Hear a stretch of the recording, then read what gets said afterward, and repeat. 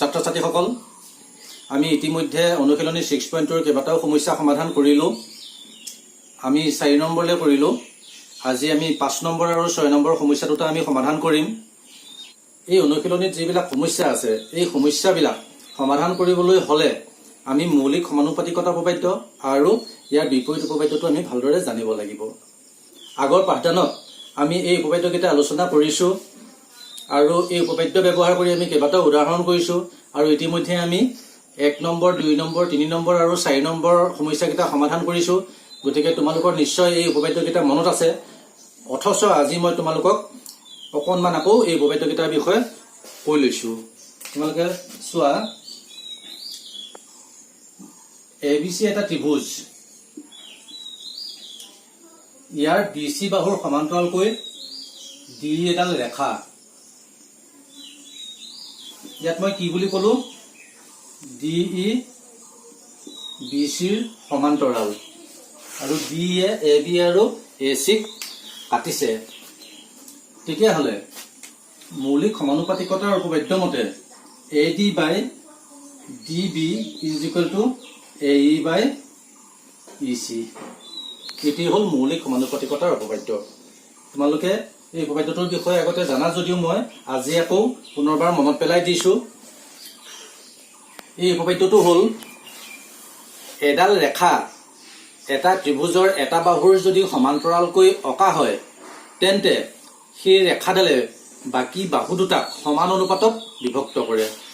ইয়াত DE ৰেখাডাল BCৰ সমান্তৰাল, গতিকে এই DE ৰেখাডালে AB আৰু AC সমান অনুপাতত ভাগ কৰিছে। AD by DB is equal to AE by EC। এতিয়া আকৌ চাওঁ ইয়াৰ বিপৰীত যিটো উপপাদ্য, মৌলিক সমানুপাতিকতা উপপাদ্যটোৰ বিপৰীত উপপাদ্যটো হল, যদি এডাল ৰেখাই এটা ত্ৰিভুজৰ দুটা বাহুক সমান অনুপাতত ভাগ কৰে তেন্তে সেই ৰেখাডাল তৃতীয় বাহুৰ সমান্তৰাল। ইয়াত DE ৰেখাডালে ABC ত্ৰিভুজৰ AB আৰু AC বাহুক সমান অনুপাতত ভাগ কৰিছে। মই অনুপাতটো লিখি দিছো, AD by DB is equal to AE by EC। তেতিয়াহ'লে আমি পাওঁ DE সমান্তৰাল BC। এই ত্ৰিভুজটোৰ ক্ষেত্ৰত আমি মৌলিক সমানুপাতিকতাৰ উপপাদ্য মতে আমি কি পাওঁ, DE সমান্তৰাল BC হলে AD by DB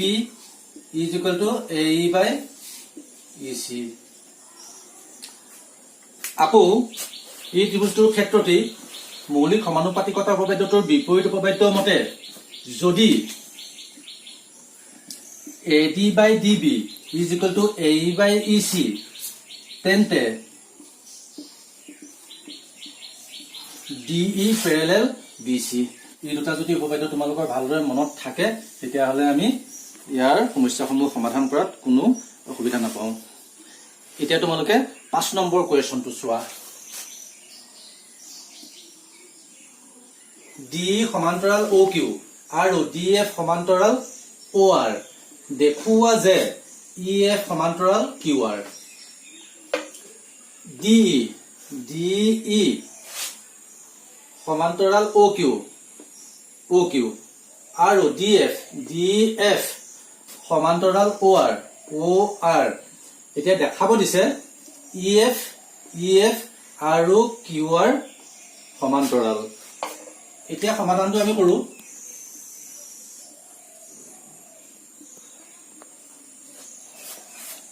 এতিয়া মই PQO ত্ৰিভুজটো মই ইয়াত আঁকি লওঁ। মই যদি পৃথককৈ যদি আঁকি লওঁ তেতিয়াহ'লে তোমালোকক বুজাবলৈ সহজ হ'ব। PQO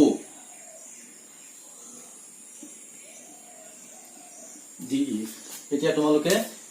এই ত্ৰিভুজটো PQO ত্ৰিভুজটো ইয়াত চোৱা। মই এইটোকে আনি পেলাই মই ইয়াত আঁকিছো।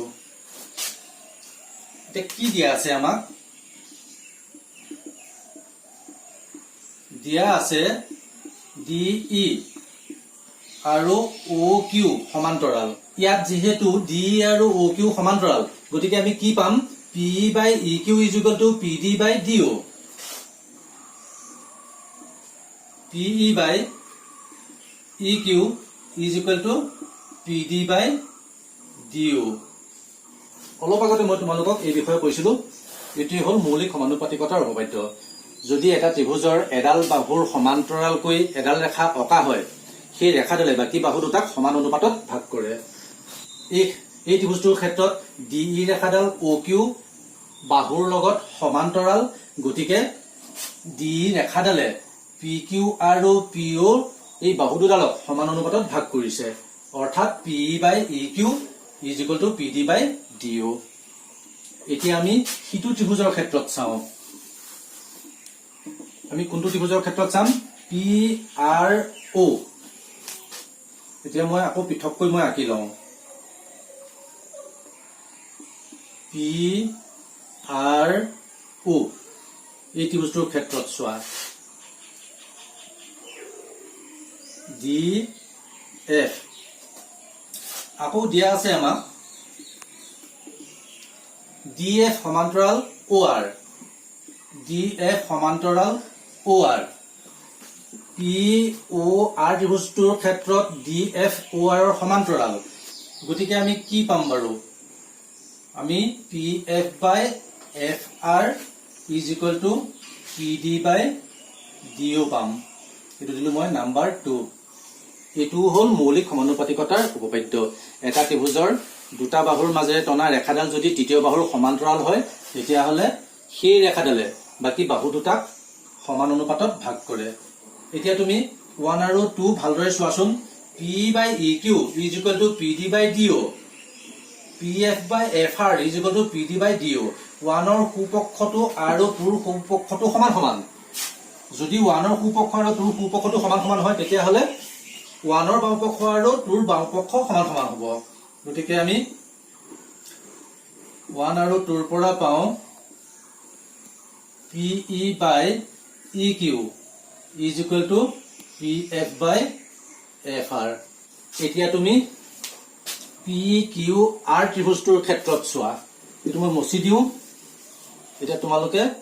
আকৌ চাবা মই কোনটো ত্ৰিভুজ আঁকিছো PQR ত্ৰিভুজটো আঁকিছো PQR ত্ৰিভুজটোৰ ক্ষেত্ৰত আমি দুটা বিন্দু পাওঁ PQ ৰ ওপৰত E এটা বিন্দু পাওঁ আৰু PR ৰ ওপৰত F এটা বিন্দু পাওঁ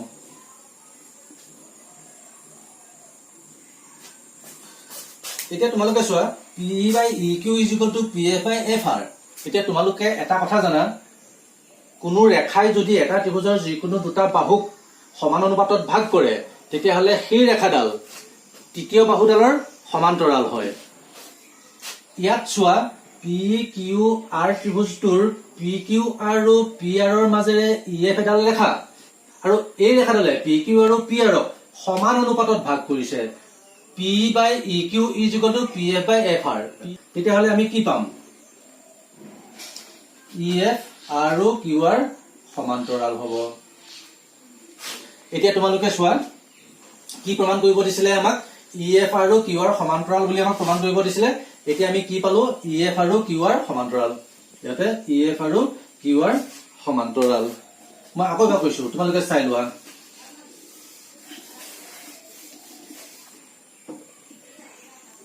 D সমান্তৰাল OQ DE সমান্তৰাল OQ তেতিয়া হলে PQO ত্ৰিভুজটোৰ ক্ষেত্ৰত আমি কি পাম P by EQ is equal to PD by DO এটো পালো তাৰ পিছত কৈছে DF সমান্তৰাল OR DF সমান্তৰাল OR তেতিয়া হলে আমি PRO ত্ৰিভুজটো লওঁ PRO ত্ৰিভুজটোৰ ক্ষেত্ৰত যেহেতু DF সমান্তৰাল OR গতিকে আমি কি পাম PF by FR is equal to PD by DO PF by FR is equal to PD by DO এতিয়া ইয়াৰ সুপক্ষ আৰু ইয়াৰ সুপক্ষ সমান সমান গতিকে বাহুপক্ষ দুটা সমান সমান হ'ব P by EQ is equal to PF by FR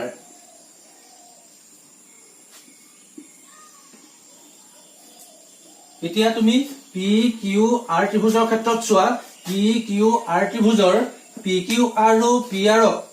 EF ৰেখাই কাটিছে আৰু ইহতক কেনে ধৰণে কাটিছে সমান অনুপাতত কাটিছে কিয়নো আমি P/EQ = PF/FR আমি ইতিমধ্যে পাইছো গতিকে আমি এটা কথা গম পালো যে এখে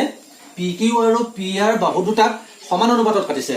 এতিয়া সমান অনুপাতত যদি কাটে তেতিয়াহলে কি পাম আমি EF আৰু QR সমান্তৰাল পাম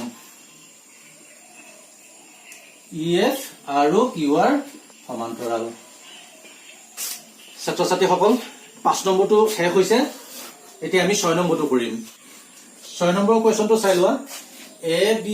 আৰু C বিন্দু তিনিটা ক্ৰমে OP OQ আৰু OR ৰ ওপৰত আছে যাতে AB আৰু PQ সমান্তৰাল আৰু AC আৰু PR সমান্তৰাল দেখুৱা যে BC আৰু QR সমান্তৰাল এতিয়া তোমালোকে ইয়াত চোৱা তোমালোকে গণিতৰ কিতাপখন উলিয়াই লোৱা কিতাপত এই চিত্ৰটো দি পেলাই এই প্ৰশ্নটো দিছে ইয়াতে কৈছে ABC বিন্দু তিনিটা ক্ৰমে OP OQ আৰু OR ৰ ওপৰত এনে ধৰণে আছে যাতে AB আৰু PQ সমান্তৰাল হয় AC আৰু PR সমান্তৰাল হয়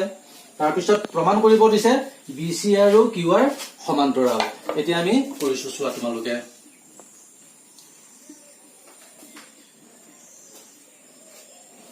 এতিয়া মই লম OPQ ত্ৰিভুজটো লম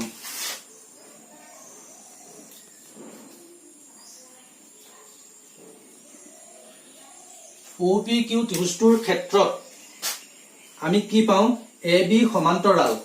PQ এটো দিয়া আছে আমাক AB সমান্তৰাল PQ তেতিয়াহলে আমি কি পাম OA by AP = OB by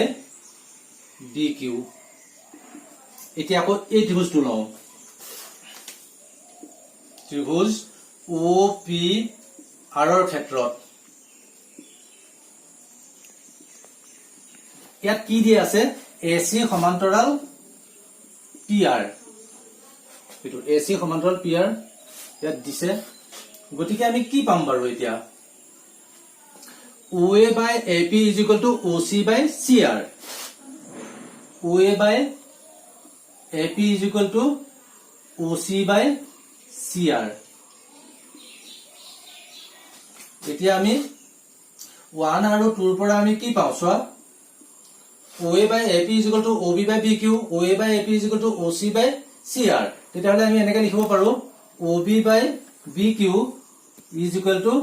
OC by CR এতিয়া OQR ত্ৰিভুজটোৰ ক্ষেত্ৰত চোৱা OQR ত্ৰিভুজৰ ক্ষেত্ৰত OQ আৰু OR বাহু দুটাৰ মাজেৰে BC ৰেখাডাল গৈছে আৰু এই BC ৰেখাই OQ আৰু OR ক সমান অনুপাতত ভাগ কৰিছে তেতিয়াহলে কি হ'ব BC আৰু QR সমান্তৰাল হ'ব BC আৰু QR সমান্তৰাল হ'ব চোৱা আমাক একে প্ৰমাণ কৰিব দিছিলে BC সমান্তৰাল QR আমি কি পালো BC সমান্তৰাল QR এতিয়া মই তোমালোকক আকৌ এবাৰ মই বুজাই দিছো PQR এটা ত্ৰিভুজ ইয়াত ABC বিন্দু তিনিটা এনে ধৰণে লোৱা হৈছে যাতে A বিন্দুটো OP ৰ ওপৰত থাকে B বিন্দুটো OQ ৰ ওপৰত থাকে C বিন্দুটো OR ৰ ওপৰত থাকে আৰু AB আৰু PQ সমান্তৰাল হয় আৰু CA আৰু RP সমান্তৰাল হয় এনে ধৰণে ABC বিন্দু তিনিটা লোৱা হৈছে এতিয়া এই ত্ৰিভুজটোৰ ক্ষেত্ৰত চোৱা OPQ ত্ৰিভুজটোৰ ক্ষেত্ৰত চোৱা AB আৰু PQ সমান্তৰাল হোৱা বাবে OA by AP = OB by BQ OA by AP = OB by BQ এটো নাম্বাৰ 1 OPR ত্ৰিভুজটোৰ ক্ষেত্ৰত চোৱা AC আৰু PR সমান্তৰাল হোৱা বাবে OA by AP = OC by CR OA by AP = OC by CR এটো দিনো নাম্বাৰ 2 1 ৰ বাওপক্ষ OA by AP 2 ৰ বাওপক্ষ OA by AP তেতিয়া হলে আমি 1 আৰু 2 ৰ পৰা কি পাম OB by BQ = OC by CR এতিয়া OQR ত্ৰিভুজটোৰ ক্ষেত্ৰত চোৱা OQR ত্ৰিভুজটোৰ ক্ষেত্ৰত OQ আৰু OR বাহুৰ মাজেৰে BC ৰেখাডাল গৈছে আৰু এই BC ৰেখাই OQ আৰু OR ক সমান অনুপাতত ভাগ কৰিছে তেতিয়াহলে কি হ'ব BC আৰু QR সমান্তৰাল হ'ব এটা ছাত্ৰ ছাত্ৰীসকল আজি আমি 5 নম্বৰ আৰু 6 নম্বৰ সমস্যা দুটা সমাধান কৰিলো আমাৰ পৰৱৰ্তী আমি যি পাঠদান কৰিম এই পৰৱৰ্তী পাঠদানত আমি 7 8 আৰু 9 নম্বৰ কৰিবলৈ আমি চেষ্টা কৰিম আৰু আজি পাঠদান আমি ইমানতে সামৰণি মাৰিব ওলাইছো ধন্যবাদ